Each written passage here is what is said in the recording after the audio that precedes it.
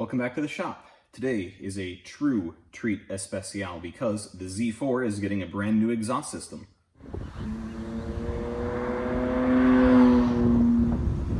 Yes, you heard me right. This is a brand new Scorpion Red Power exhaust made by hand in the UK.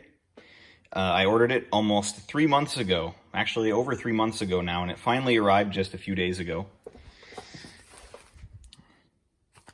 The only thing the kit doesn't come with is exhaust flanges, or the gaskets for the exhaust flanges, so go ahead and pick yourself up a couple of these. I'll put the BMW part number for these up on screen now. I don't remember it off the top of my head, obviously. So for a bit over $1,000, you don't really seemingly get that much. The bends on the pipe are really nice. The welds, on the other hand, are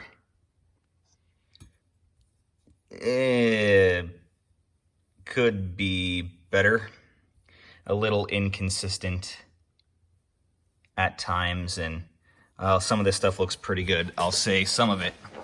If you look in here, I think this one was worse.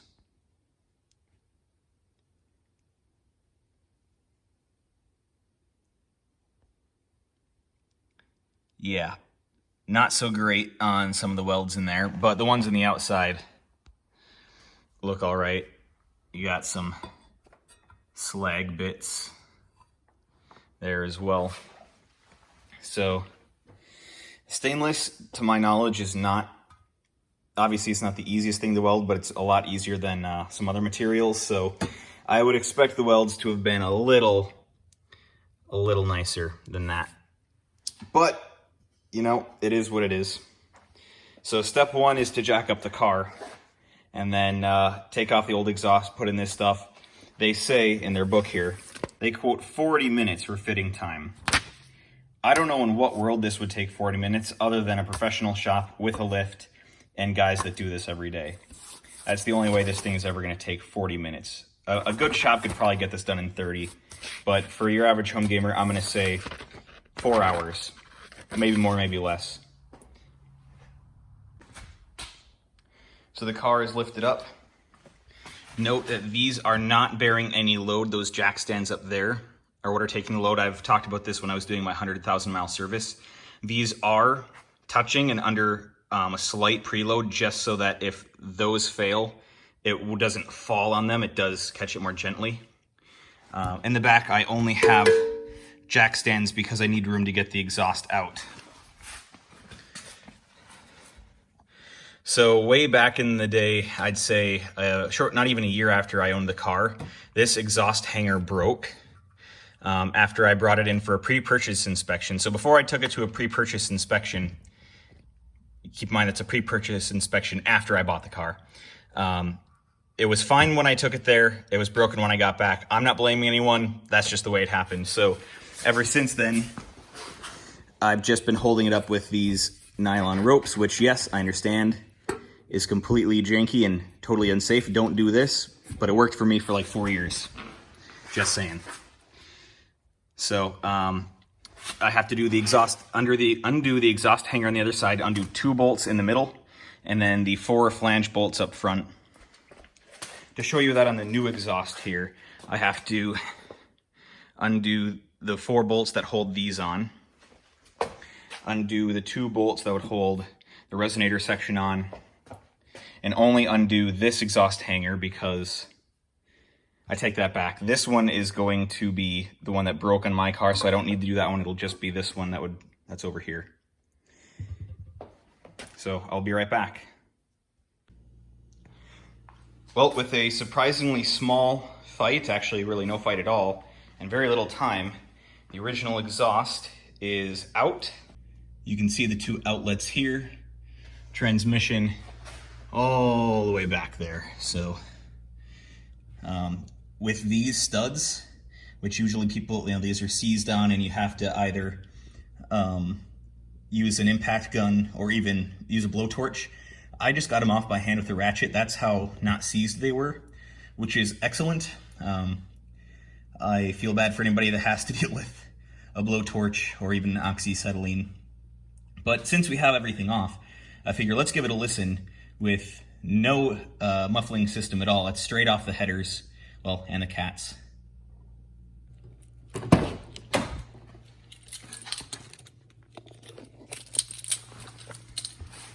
Gently sit in the car. Hit neutral. Clutch in.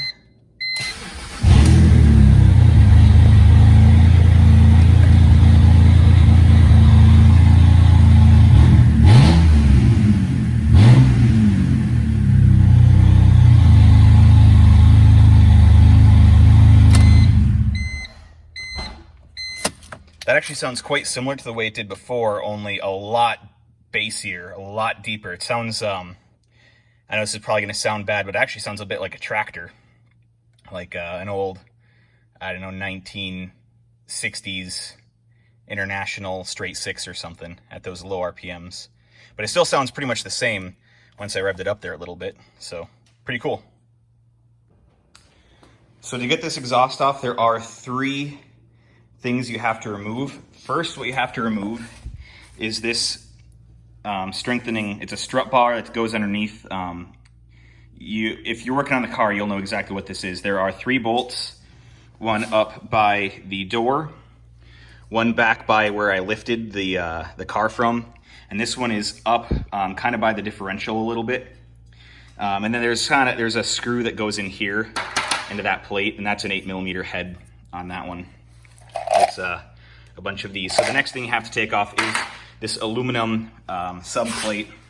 And this, I think, really just works as a heat shield in aerodynamics. It's not for strength because it's only being held on by little screws. It also has a NACA on it for, I believe that's for the diff.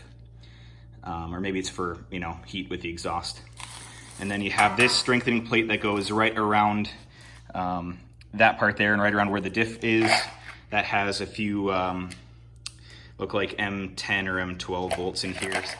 A couple of them have a 16mm head, which if you don't have a 16mm socket, because a lot of socket sets don't include that one, you're gonna have to go and look out for that one special, and then a couple 14mm. So that's the only annoying part about this job, is that it's used all the weird sizes of sockets. Usually things are 10, 12, 14, 17. This one uses a bunch of 16s and 15s and 13s. I guess on BMWs, 13s are pretty common, but not as common. And then the absolute pro tip here, if there's anything you want to take away from this, it's instead of trying to remove the hanger dampener here, just remove the whole bracket. There's 2 nuts that hold it on. Just don't fight with this crap on the car. Get it off the car. And just remember, you don't have to remove this piece from the hanger here. It's just this part down here. And if I remember from getting the other one off, it's a huge pain. It's really irritating to try and squeeze these off. And sometimes they break and you have to replace them. Well, that's the way life works sometimes. This thing is really heavy. It is way heavier than the aftermarket one. And that's one thing I really hope to gain from this, is just weight savings. So I'm going to clean up this junk and get the new system lined up next to this one to make sure it all will kind of line up right. Got the new Scorpion system lined up here. Overall, looks like it's actually a really good match. I was a little concerned it was going to be too long, but I just didn't have the overlap on these laid out quite right. There is one thing that concerns me a little bit, and that is, you see how these 2 flanges are offset, and I have these 2 flanges offset roughly the same amount, but those are going to be very, very close together. And if I'd make them touch, this offset still seems bigger than that offset from this face to that face. It could be an optical illusion based off the thickness of the flanges. I don't really know until it's actually up there. The other thing is I'm going to want to file this because some of the bead from the weld is still a little proud of that surface, and I don't want it to dig into the metal part of the gasket and cause a leak. because I really don't want to deal with any exhaust leaks, because lifting this car is a massive pain. I hate it. I hate being underneath cars while working on them. It's not really a fear thing, it's just I don't like it thing. So my plan is actually, instead of putting this up piece by piece, which is maybe how most people do it, I'm actually gonna set it up, put all the clamps on tight-ish, just tight enough to hold the whole thing together, lift it up, get it mostly bolted into place, and then loosen everything and retighten everything to make it kind of sit where it wants to be. The reason why I want to do it that way is that way I'm not lifting up individual parts. And, or you know what, maybe I'll just do the front half first and then put the back one on. But trying to fight getting those on while it's in the car is going to be a lot more annoying than trying to just get it all set up here on the ground. And that's kind of my point of fighting these on the ground instead of in the car. So I think that's the way I'm going to go about it. Get all the hangers and everything on. One thing I do like about the stock version is that the stock flange here for these rubber mounts has this little plate that prevents the mount, you can see where it was rubbing there. It prevents the mount from moving side to side, moving laterally too much, where this one doesn't have that. So either Scorpion decided that it wasn't necessary, or they decided that they didn't want to put the cost, or put the time and effort and material into just a little flange there. I'm hoping that they engineered it, that their engineers were smart enough to say we don't really need it, rather than so cheap to say we don't want to put it on because that costs money. So I'm going to get the whole thing clamped up, and we'll see how that turns out.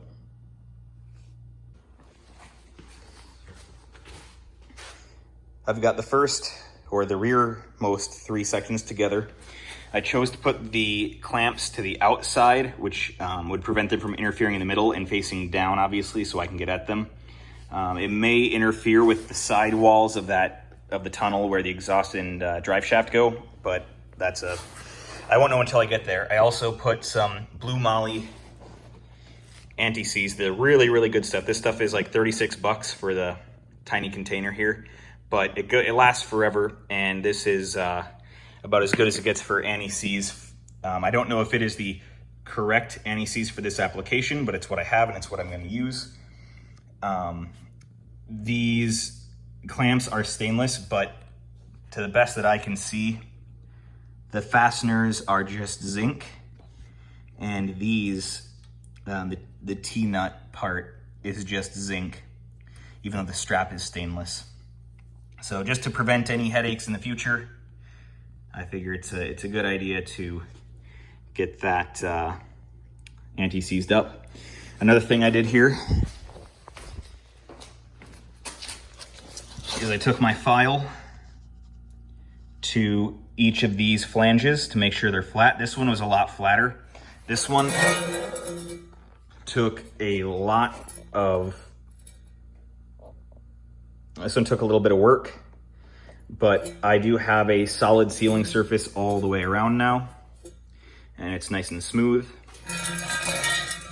This one, as I said, wasn't quite as bad, but it cleaned up pretty nicely. This one is a lot flatter. I've kind of changed tactics here, where I think I'm going to get these two bolted in the car, and then I'm going to get the muffler supports up in the back, or at least get it on some stands or boxes to get it up in the air. Get those connected, then for sure get that connected in the rear, bolt those up tight, test it, see if there are any leaks, then kind of fiddle with it until it works right. Hopefully it fits without any interference, especially between those two pipes and between the sidewalls of the tunnel and any of this stuff. I'm gonna imagine there's gonna be no interference with the tunnel on these two because these are wider. And same with that stuff back there.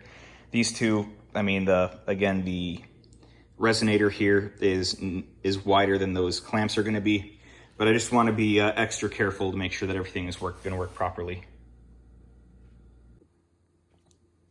As you can see from the darkness of my hands, a lot of time has passed.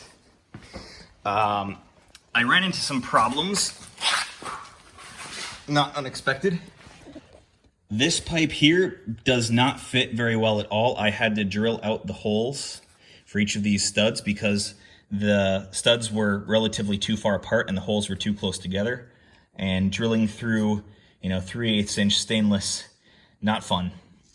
Not only that, but these two pipes, this one, whoever bent this pipe got a little overzealous because it's bent too far in, and then that one is bent too far in this way. So I had to attempt to make them more square again. I did not succeed very well.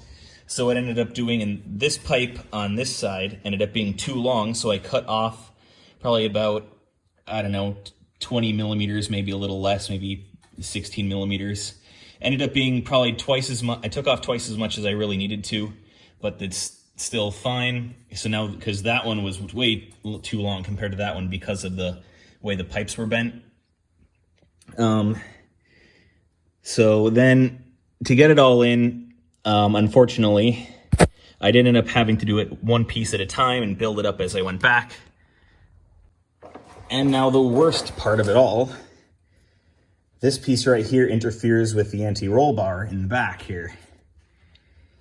How this happens, how this happened in the design phase, I don't understand. Now, when the car is loaded up, this will move out of the way, but if I'm going over a bump or something very quickly and the suspension inside completely unloads, it's gonna hit this. And that's not okay. You have to have clearance all the time.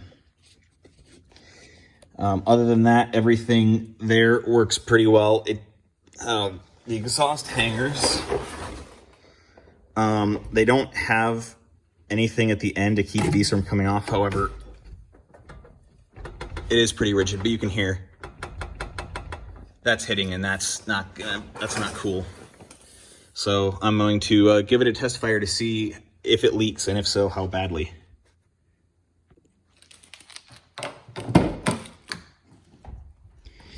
Here's the moment of truth.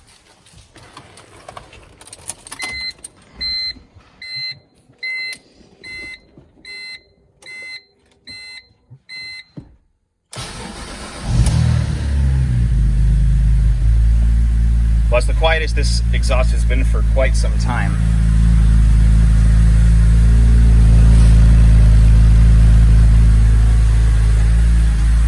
I can actually hear the engine again over the exhaust, which is nice. Part of the reason why I'm swapping to this system is because while I went through my loud phase for a while, I'm ready to go back to the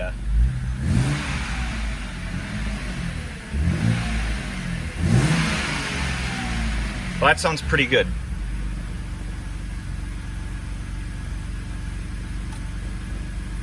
I'm gonna open the door, let the whole thing warm up and cool down, and I'll be back after that. That should be about 30 minutes. I didn't experience any exhaust leaks. However, it did leak water at each of the joints. So you can see there's the front of the car. Exhaust comes back into the resonator. I did get this brace on just fine, and actually it really helped to raise up the entire system and get it away from certain components. It's touching, or is almost touching right there. It is no longer, technically is no longer touching the anti-roll bar here. However, it's still uncomfortably close. This exhaust hanger, it's trying to push all the way that way. The other exhaust hanger over there, if I can find it, right there. There's a huge gap. I can fit my finger in between the mount and that washer that's acting as a flange. It's flush with the outside of that piece of stainless steel there, so that's not super great, and it has to stay as far this way as possible so it avoids that anti-roll bar. But it's interfering on this because it's already pushing that, and it's very, very close to touching the bumper. So Scorpion, you did an okay job in terms of the way that it sounds. The build quality, I'd give it a 60%. Fitment, especially for trying to fit it yourself, I'll give you, 5 out of 10. Do I recommend this to a friend? well, if you're willing to go through all the work it takes to do it,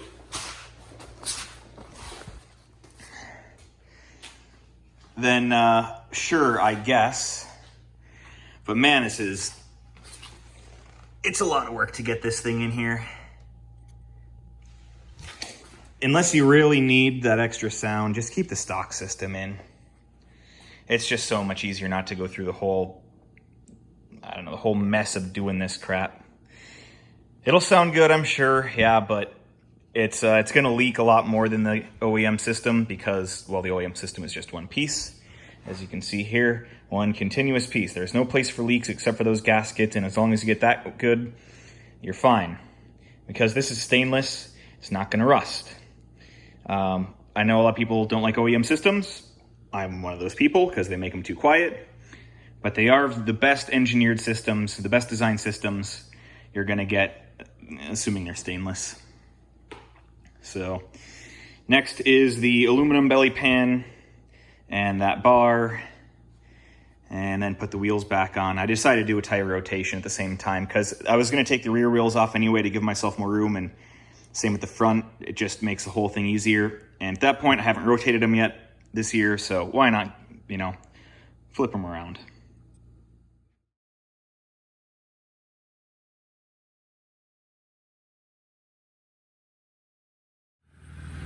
But it already feels like a completely different car. That other exhaust was so loud I could really feel the load the engine was under, so it was actually very easy to modulate the clutch because you always knew how the engine was reacting to your inputs. But now it's actually, in a way, it's a bit numb by comparison. So I'm gonna take it for a test drive and I'll be right back. So the test drive was successful. I didn't hear any weird noises, no creaks or rattles, other than I'm getting a bit of chain slap. I think I need the revision part for the chain tensioner, the one that goes a little bit longer, and or chain guides, which, man, if you know anything about these cars and the N52, chain guides, I guess, on any car are a huge pain. So how the car sounds and drives. It's pretty much dead silent. You can see, actually, I don't know if you can see, but it's smoking quite a bit. Definitely burning out whatever garbage was in there. It smells like burnt erasers and burnt rubber. So the car may actually be on fire, but I'll deal with that later. So the sound, it's almost stock quiet. That's how quiet this thing is. It only really sounds like anything if you're at like 100% throttle. Even 75% throttle, it doesn't sound like a whole lot. Additionally, it does sound pretty good only if you get like above 4,500 RPM, even 5,000 where it really starts to kick in to give you some good sound. But then oddly, and it makes sense, but still oddly, at 5,500 RPM, almost exactly, the whole system, there's a standing wave in the whole system. It gets really, really loud. It hits the engine, exhaust pulses hit the resonant frequency of the entire exhaust system, and it goes from being kind of loud-ish to like, holy crap, my ears are going to bleed. Right at 5,500 RPM, then once you get past it, goes quiet again. Yeah, it's kind of weird. Again, I'll go over my recommendations. Do I recommend it after the first few miles and, I don't know, about 20 minutes that I was driving it? Sure, I guess.